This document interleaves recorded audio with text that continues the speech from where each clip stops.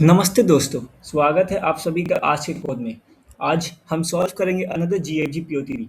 तो प्रॉब्लम का नाम है ways to tile the floor. तो इस प्रॉब्लम की जो डिफ़िकल्टी लेवल है वो मीडियम है।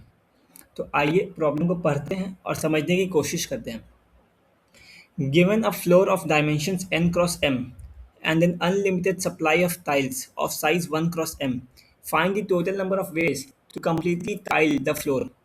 Each tile can be placed in one of the following ways: horizontally, covering one row and m columns, and vertically, covering m rows and 1 columns.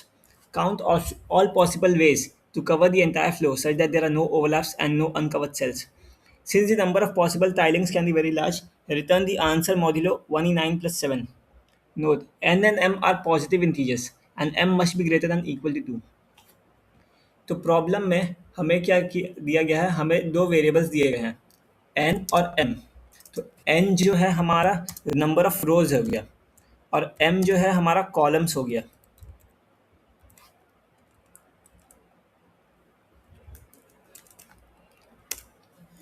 तो और हमें ये बोला जा रहा है कि हमें एक अनलिमिटेड सप्लाई ऑफ टाइल्स मिल रहा है 1 क्रॉस m का। तो हमें कितनी तरीके से हम उन टाइल्स का यूज़ करके अपने फ्लोर को भर सकते हैं। फॉर एग्ज़ाम्पल, अगर हमारा ये एग्ज़ाम्पल है जिसमें मान लेते हैं हमारे पास 4 तो रोज़ है, n अगर 4 है तो हमारा इस टाइप से 4 रोज़ हुआ और हमारा m इक्वल टू 4 है तो हमारे पास 4 कॉलम्स होगा।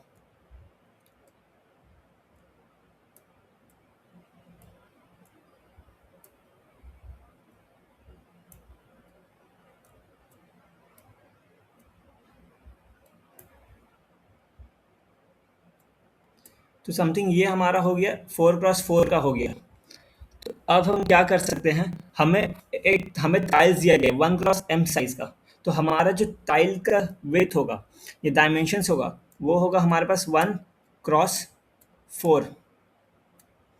तो अब हम क्या कर सकते हैं, हमें उन्हें इस तरह से अरेंज करना है कि हम पूरे के पूरे फ्लोर को कवर कर लें और हमारा कोई भी जो सेल है वो बच ना जाए और कोई भी आपस में दो सेल ओवरलैप ना कर जाए।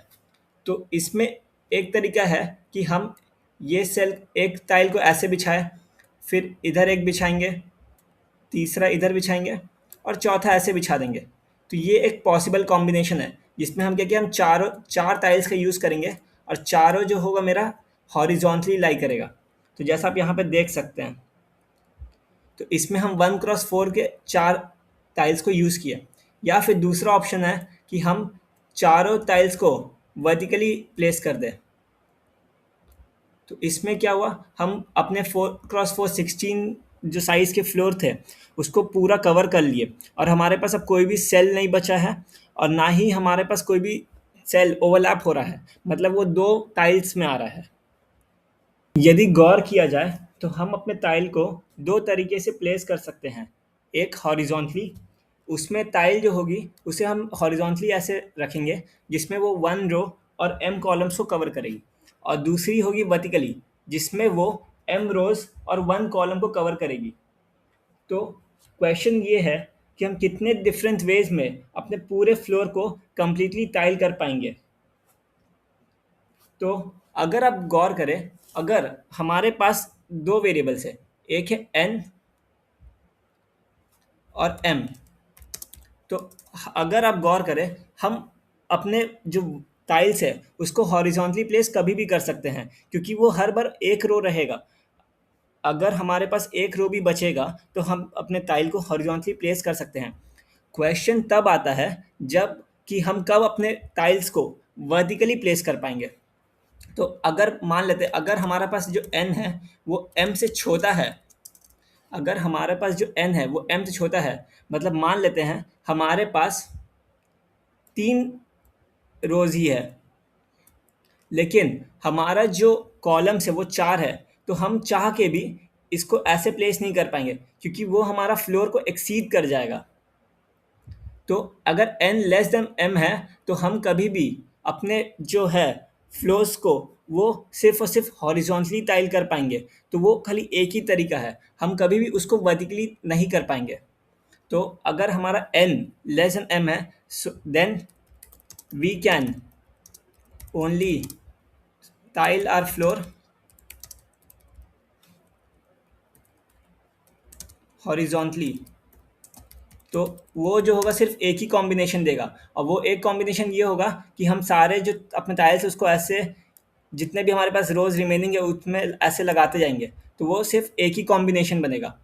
दूसरा होगा जब हमारा n इक्वल टू m है, तो हम क्या कर सकते हैं उस केस में, हम हमारी दो अप्रोच होगी।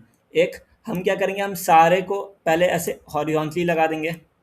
अगर मान लेते हैं हमारे पास चार, दोनों n और m4 है इस केस में, तो हम क्या कर सकते हैं, हम चार तो टाइल्स यूज़ करेंगे और उनको हॉरिजॉन्टली लगा देंगे, या फिर हम चार टाइल्स को लेंगे जो हम वर्टिकली लगा देंगे। तो इस तरीके से अगर आप देखेंगे तो हमारे पास दो कॉम्बिनेशंस बन रहे हैं। तो ज, तो जब भी हमारे पास n इक्वल टू m आएगा, तो हम basically we can tile the floor both horizontally as well as vertically. तो इसमें हमारे पास टोटल दो कॉम्बिनेशंस आएंगे। और अब आया हमारे पास तीसरा केस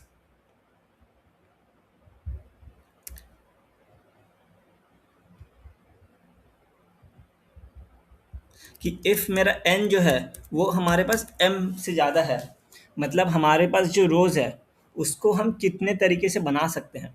मान लेते हैं हमारा जो n है वो हमारा 7 है, तो अब हम उसको कैसे कर सकते हैं। तो अभी हम क्या कर सकते हैं उसको, अभी हमारे पास n 7 है और m मान लेते हैं हमारे पास 4 है। तो अभी हम क्या कर सकते हैं, हम पहले मान लेते हैं हम पहला रो को ऐसे कवर किए, फिर हम दूसरा को ऐसे कवर किए, फिर अभी भी अगर आप गौर करेंगे तो हमारे पास n5 बचा है। तो हम क्या कर सकते हैं, हम फिर एक ऐसा कॉम्बिनेशन बना सकते हैं जिसमें हम अपना चार तो रोज़ को वर्टिकली कवर कर लेंगे और एक लास्ट वाला को जो है उसको हॉरिजॉन्टली कवर कर लेंगे। तो ये कॉम्बिनेशन बना। सिमिलरली हम क्या कर सकते हैं, हम मान लेते हैं पहला रो को खाली अपना हॉरिजॉन्टली कवर किए, फिर हम सोचे कि हम चलो बाकी जो अपना चार रोज़ है उसको वर्टिकली कवर किए, और फिर लास्ट का जो दो बच जाएगा उसको हम हॉरिजॉन्टली कवर करेंगे। तो ये ऐसा हमारा कॉम्बिनेशन बन रहा है। फिर हम ऐसा भी कुछ कर सकते हैं, हम पहला तीन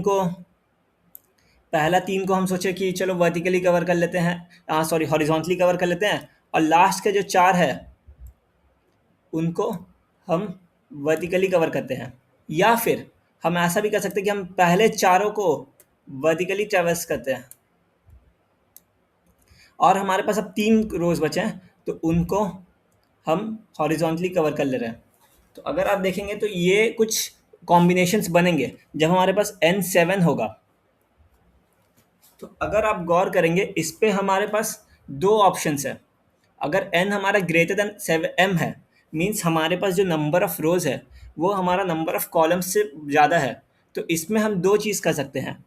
अगर हम अपने अगर अभी मान लेते हैं हमारा n बचा है, तो अगर हम मानते हैं कि अभी हमारा जो है एक अभी हमारे पास मान लेते हैं n रोज और m कॉलम्स बचा है। अभी अगर हम मानते हैं कि अभी करंट रो में हम अपने जो टाइल है उसको हॉरिजॉन्टली लाई कराएंगे, तो अब हमारे पास कितने रोज बच जाएंगे, n-1 रोज, लेकिन कॉलम्स जो होगा हमारे पास m कॉलम्स ही होंगे। या फिर अगर हमारे पास अगर हम उस ith रो में या nth रो में हम सोचेंगे कि हम सारे के सारे जो टाइल्स है उसको वर्टिकली लाई करेंगे, तो अब हमारे पास जो बचेंगे वो हो गए n-m रोज और m कॉलम्स। तो हम बेसिकली n-1 रो में क्या होगा कि अभी हम इस इंडेक्स पे थे तो हम सिंपली खाली एक रो लगा दिए, तो ये हो गया हमारे पास n-1 रो के लिए। अब हमारे पास यहाँ पे n-1 रोज बच गया, यहाँ से n था और अब हम एक को हॉरिजॉन्टली प्लेस कर दिया, तो अब हमारे पास n-1 बचा। या फिर हम क्या किए, हम अपने m रोज को ऐसे भर दिए, तो ये समथिंग हमारा n था, और अब यहाँ पे जो होगा हमारे पास n-m वाले में आ गए हम, तो हमारे पास समथिंग अब इतने हमारे पास रोज बच जाएंगे n-m।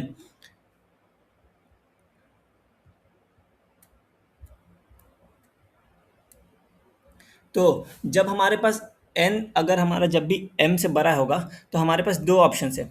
या तो हम अपने जो टाइल है उसको हॉरिजॉन्टली लाई करेंगे, तो उस केस में हमारे पास n-1 रोज अब बच जाएंगे, तो हमें उसके लिए एक देखना पड़ेगा। और अगर हम क्या कर सकते हैं, दूसरा ऑप्शन हमारे पास ये है कि हम सारे टाइल्स को वर्टिकली लाई कर देंगे। तो अगर हम वर्टिकली लाई करेंगे तो हमें m टाइल्स को वर्टिकली लाई करना पड़ेगा, जिससे हमारा m रोज कवर हो जाएगा और लास्ट में हमारे पास n-m रोज बचेंगे। तो अगर इसी चीज़ को अगर हम आप ध्यान से देखेंगे तो ये रिकर्शन की एक बन रही है फंक्शन, जिसमें जो होगा हमारा कि फंक्शन ऑफ n जो होगा, मान लेते हैं अभी हम फंक्शन ऑफ n जो है वो कॉल करेगा function of n-1। Function of n-1 means हम अभी क्या किए, एक रो को एक टाइल को हॉरिजॉन्टली प्लेस कर दिए, या फिर हम क्या करेंगे, हम उस सबको वर्टिकली प्लेस कर देंगे, तो हमारे पास n-1 m होगा। तो यही जो है बेसिक हमारी रिकर्शन की एक्सप्रेशन बन रही है। तो आइए हम अपने रिकर्शन के अप्रोच को कोड करने की कोशिश करते हैं। तो हम सबसे पहले एक फंक्शन बना लेते हैं जिसमें हम सिंपली दो पैरामीटर्स भेजेंगे, n, m। n हो गए हमारे पास अभी कितने रोज बचे हैं, और m बेसिकली कॉलम्स को डिनोट करेंगे। तो हमारा रिटर्न टाइप फंक हो इंटीजर होगा, हम इससे दो पैरामीटर्स ले रहे हैं n, m। तो अगर आप देखेंगे हमारा n और m के रिस्पेक्ट में तीन केसेस बने थे। If n is less than m, if n equal to m, और एक तीसरा केस जब हमारा n जो है वो m से बड़ा है। तो हमने कहा था कि इफ अगर हमारा n जो है वो m से छोटा है, अगर हमारा जो n है वो m से छोटा है, तो हम सिर्फ टाइल्स को हॉरिजॉन्टली प्लेस कर पाएंगे। तो हमारे पास एक ही वैलिड कॉम्बिनेशन है जिसमें हम सारे के सारे जो टाइल्स होंगे उनको हॉरिजॉन्टली प्लेस करेंगे, तो हमारा सिंपली वो 1 हो जाएगा, हम रिटर्न 1 कर देंगे। फिर अगर हमारा n जो है इक्वल टू m है, तो हमारे पास दो कॉम्बिनेशन है। एक, हम अपने टाइल्स को हॉरिजॉन्टली प्लेस कर देंगे, या फिर हम अपने सारे टाइल्स को वर्टिकली प्लेस करेंगे। तो उसमें हमारा कॉम्बिनेशन दो तरीके के होंगे, जो बेसिकली हमारे ये होंगे, एक ऐसे और एक ऐसे। तो हम सिंपली रिटर्न 2 कर देंगे। या फिर हम सिंपली अगर हमारा n m से बड़ा है तो हम दो चीज़ को कॉल कर देंगे। हम क्या करेंगे, अभी जो करंट nth रो है उस पर हम एक टाइल को सिंपली हॉरिजॉन्टली प्लेस कर दिए। तो अगर हॉरिजॉन्टली प्लेस कर देंगे तो अब हमारे पास n-1 रोज रिमेनिंग होंगे। या फिर हम क्या करेंगे, अभी जो करंट nth रो है उस पर हम अपने जो टाइल है उसको वर्टिकली प्लेस कर देंगे। तो अब वो क्या करेगा, वो एक m रोज को कवर कर लेगा। तो इसी तरीके से अब हम सिंपली इसको लिखेंगे। और क्वेश्चन में ये भी दिया गया है कि हमें मॉड करके रिटर्न करना है। तो हम कॉन्स्ट मॉड नाम का एक वेरिएबल बना लेते हैं, 1e9+7।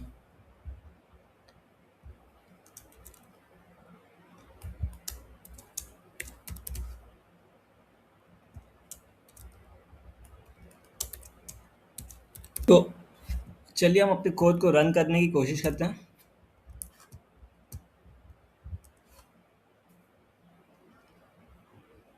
तो अगर आप देखेंगे तो हमारा सैम्पल केस जो है वो पास हो गया। और अगर हम अब कोड को सबमिट मारेंगे